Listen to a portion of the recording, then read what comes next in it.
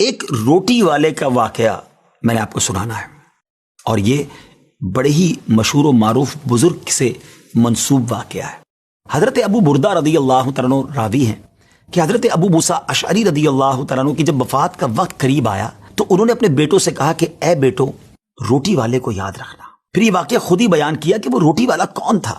آپ نے کہا کہ ایک شخص تھا جس نے 70 سال اللہ کی عبادت کی، بڑی عبادت کی، مگر 70 سال بعد جب وہ باہر آیا تو شیطان نے اس کو بہکایا اور وہ ایک عورت کے فتنے میں مبتلا ہو گیا۔ 7 دن اور 7 راتیں وہ اس عورت کے ساتھ رہا، غلط کام ہو گئے۔ اب اس کو پھر شرمندگی ہوئی کہ یہ میں نے کیا کیا، 70 سال عبادت کی اور یہ 7 دن اور 7 راتیں میں نے گناہ میں گزار دی۔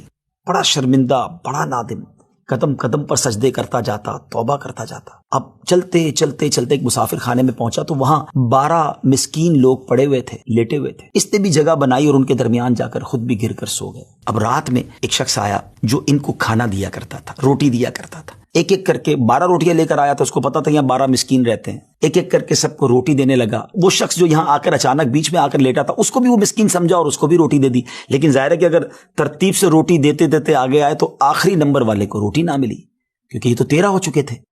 تو بانٹنے والے سے اس مسکین نے کہا کہ تم نے آج مجھے روٹی کیوں نہیں دی؟ اس نے کہا میں نے تو سب کو ایک ایک روٹی دی، کسی کو 2 نہیں دی۔ کہا تم مجھے روٹی نہیں دے رہے ہو۔ بہرحال وہ ناراض ہو گیا کہ ٹھیک ہے، پھر تم اگر یہ سمجھتے ہو کہ میں بددیانتی کر رہا ہوں تو میں تمہیں کچھ بھی نہیں دوں گا۔ یہ کہہ کر وہ شخص تو چلا گیا، مگر وہ مسکین بیچارہ بھوکا رہ گیا۔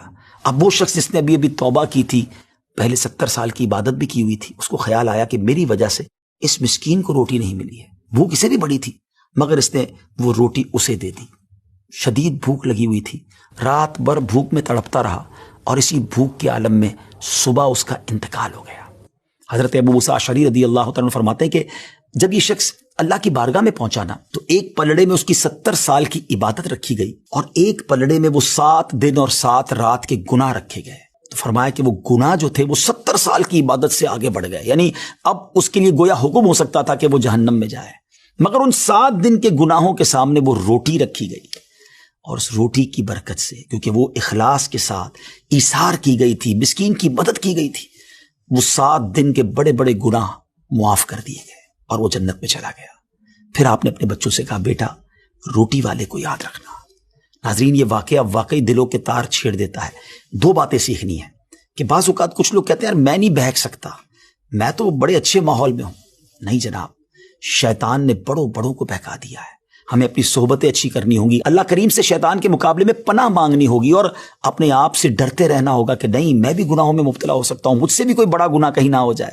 توبہ کرتے رہیں، ڈرتے رہیں، خوف رکھیں اور اچھی صحبت اپنائیں۔